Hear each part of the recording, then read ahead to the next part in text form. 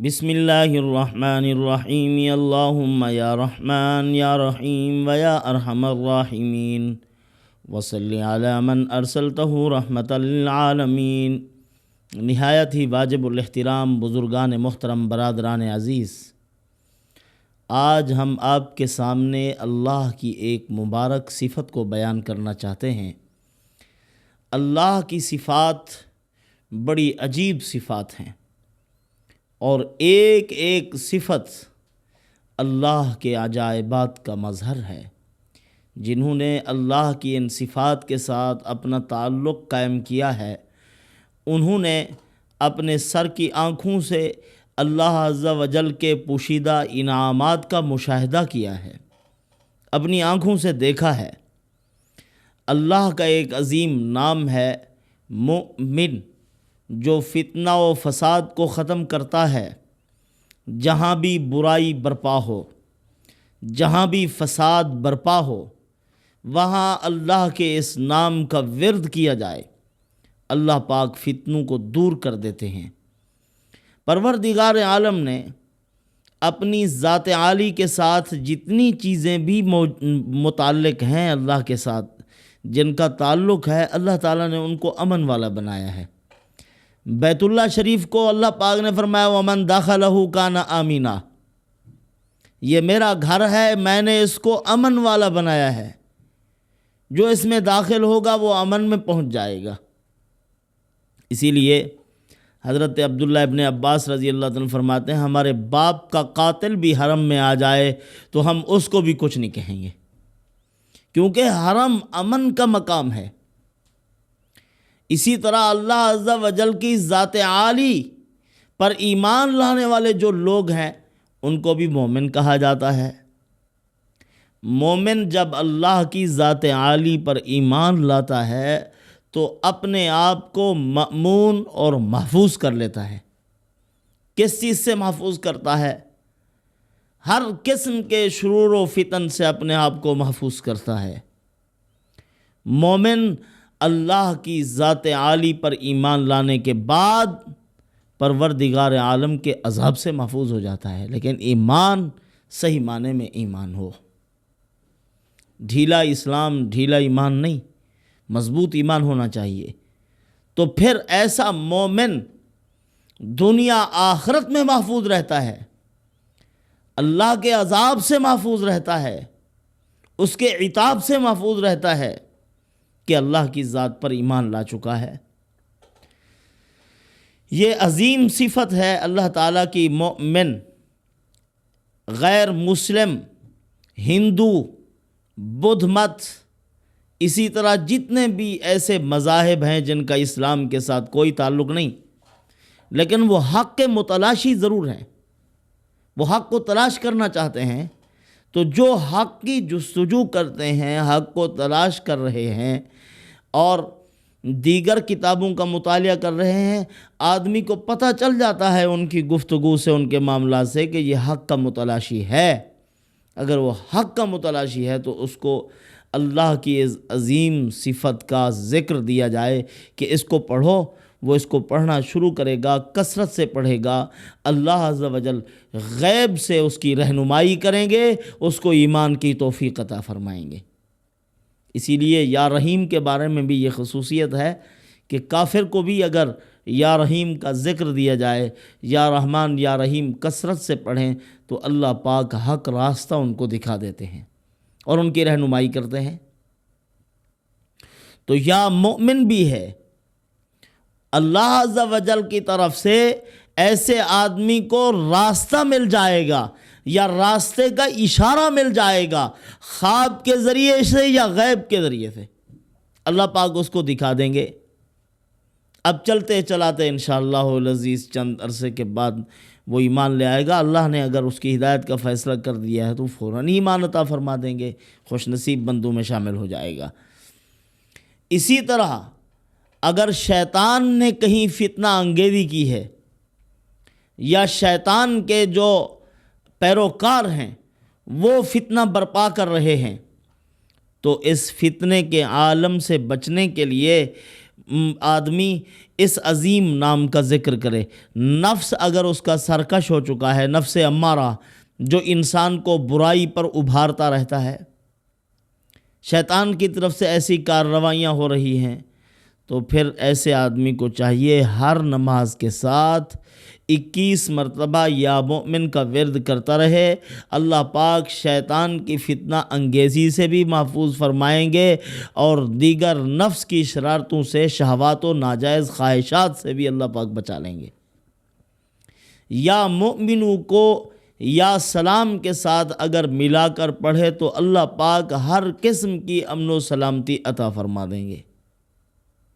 ہمارے اکابر سے بھی یہ دعا منقول ہے کہ فتنے کے مقام سے جب بھی گزرتے تھے تو اللہم سلم سلم پڑھا کرتے تھے، یعنی یہ یا سلام کی ایک دعا ہے۔ اللہ کے اس عظیم نام کا مادہ اور اس کا مادہ ایک ہے، اصلی حروف کہتے ہیں ان کو، کہ اصلی حروف ایک جیسے ہیں۔ یا سلام سلم اس کا جو ہے امر کا صیغہ ہے۔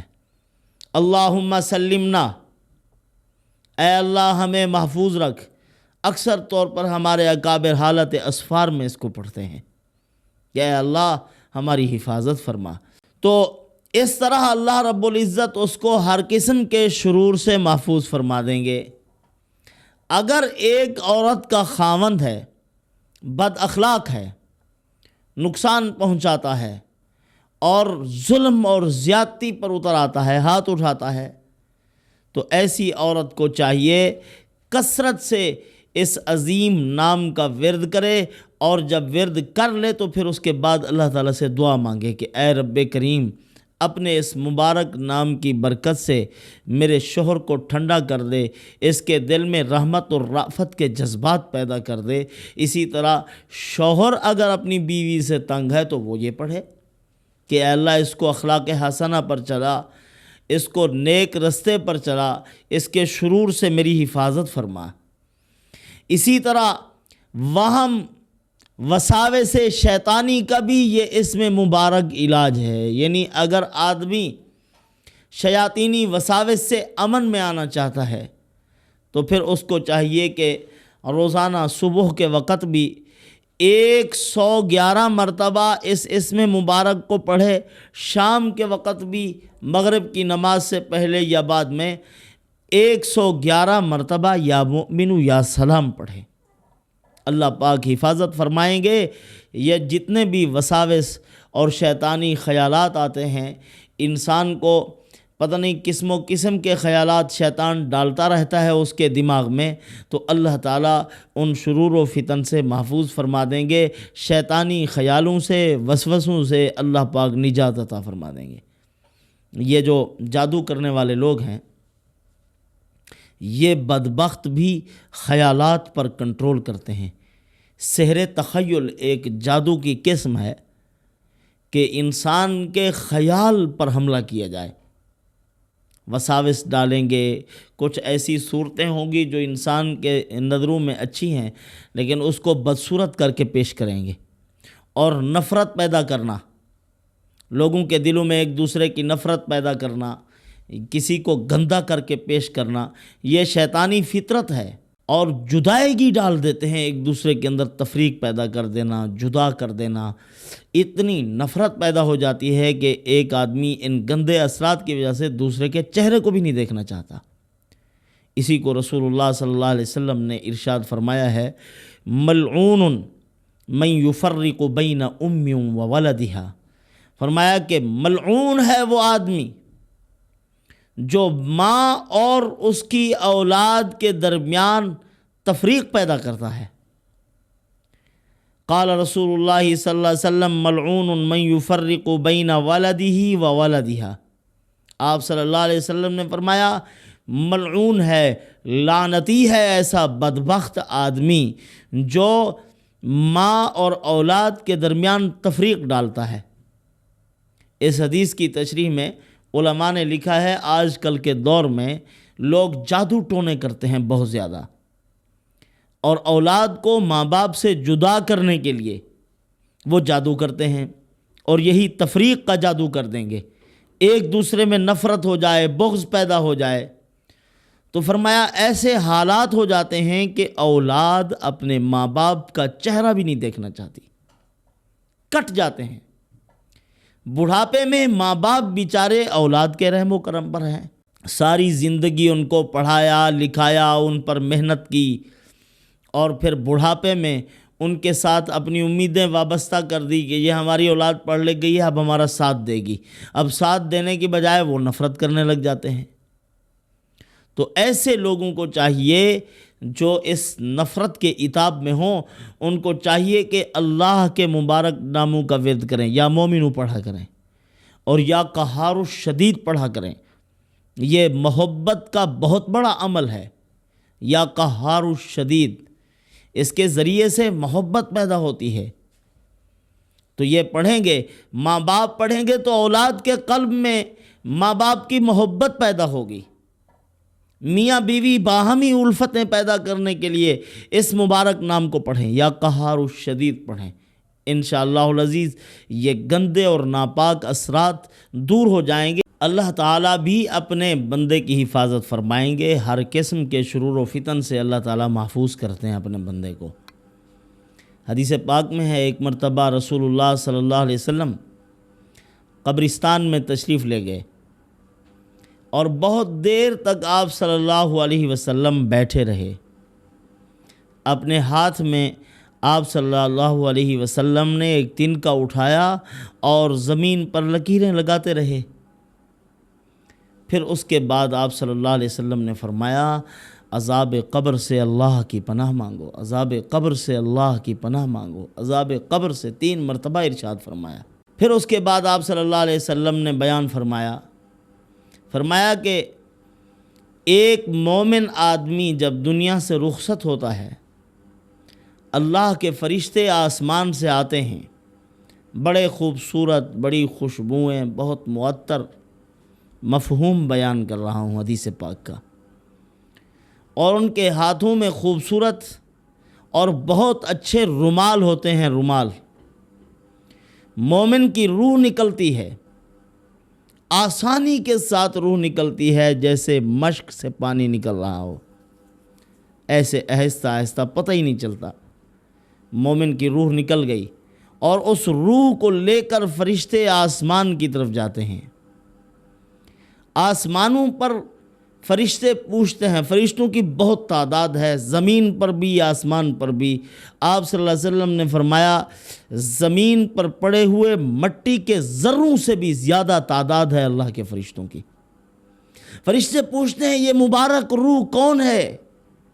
اس کا نام بتایا جاتا ہے کہ یہ فلاں آدمی کی روح ہے، تو آسمان کے دروازے کھول دیے جاتے ہیں۔ ایک آسمان، دوسرا آسمان، آسمانوں پر استقبال ہو رہا ہے اس روح کا۔